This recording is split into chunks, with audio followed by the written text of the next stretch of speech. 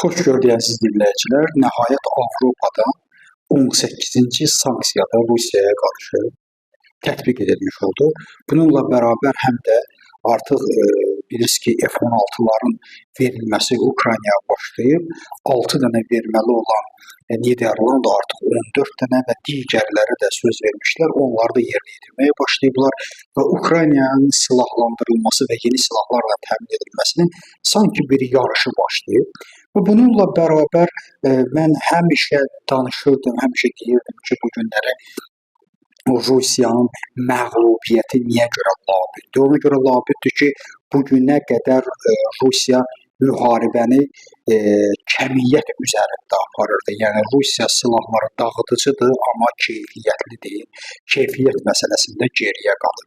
Amma bu günlərdə biz Ukraynanın texnikadan və yeni texnologiyadan nə qədər gözəl istifadə etdiyini şahid olduq.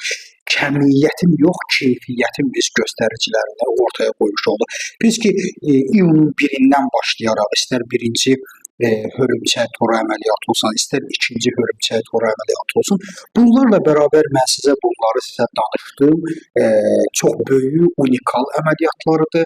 Bu əməliyyatların önəmlərindən danışdım. Amma əziz dostlarım, mən sizlə əlbəttə ki, Su-35-in də F-16'lar tərəfindən vurulmasından sizə məlumatını verdim. Amma inanın mənə, mənim üçün şəxsən ən vacib olan bu əməliyyatlar içərisində əlbəttə ki, F-16'ların Su-35 təyyarəsinin vurulmasıdır. Deyirsiniz ki, nədən? Əvvəla, bu günləri hörümçək toru əməliyyatında Rusiyanın ciddi surətdə strateji təyyarələrini itirməsi, A-50'ləri itirməsi bu döyüş şəraitində itirilən texnikalar deyil.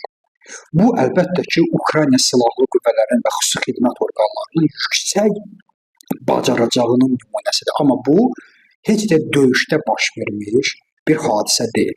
Amma Su-35 təyyarəsi tarixdə ilk dəfə olaraq F-16 ilə üzbəyüz gəlib və isti müharibəyə girir və burada vurulur.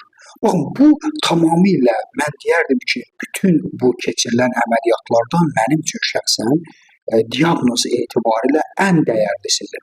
Ona görə ən dəyərlisidir ki, yenə deyirəm, F-35, daha doğrusu üzr istəyirəm, Su-35 bu günləri ən müasir, Rusiyanın müasir silahı sayılır. Kifayət qədər güclü qırıcı təyyarədir, 5-ci nəsil sayılır. Amma F-16'lar 4-cü nəsil sayılır və nəzərə alın ki, bu gün Ukraynaya verilmiş F-16'ların demək olar ki, əksəriyyəti artıq o ölkələrin istismarından çıxarılıb. F-16'ları artıq o ölkələr üçün F-35'lər təşkil edəcək. Onlara artıq F-16'lar lazımdır. O bütün bunlara rəğmən köhnəlmiş F-16'lar Rusiyanın ən müasir 5-ci nəsil Su-35'inə qalib gəlir və bu çox önəmlidir və bu mənim üçün onu deməyə əsas verir ki, və bütün dünyada da əslində qalsa hərbi ekspertlər olsun, ciddi ekspertlər məhz bunu qiymətləndirirlər.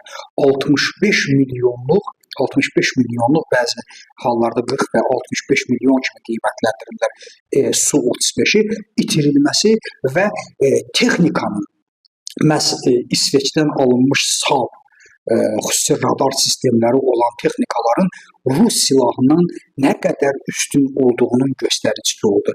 Bu günləri bu silah müharibəsində köhnə Avrasiyası təfəkkürlü Sovet hökuməti, bir tərəfdə isə NATO qüvvələrinin müharibəsi. Bunu bütün dünya izləyir və bütün dünya hərbi ekspertlər qiymətləndirirlər. Və biz bu qənaət ortaya çıxdı ki, və buna görə də mən deyirəm ki, bu gün Rusiyanın özündə də çox ciddi artıq hakimiyyət daxili, mərkəzdən qaçma hadisələri çox gərgindir. Üzə çıxmasa belə dəhşətli dərəcədə bunu qiymətləndirən hərbi ekspertlər bunun nə olduğunu daha yaxşı bilirlər. Bu günləri insanlarımızın əlbəttə fikirləri hörümçək torunda strateji təyyarələrin vurulmasına və ya da silah anbarlarının vurulmasına gedə bilər. Amma inanın mənə, ən ciddi, ən vacib əməliyyat mənim üçün F-16'ların Su-35'ləri vurma əməliyyatı oldu ki, bu artıq bir daha onu göstərmiş oldu ki, texnologiyanın, NATO texnologiyası, Qərb texnologiyası qarşısında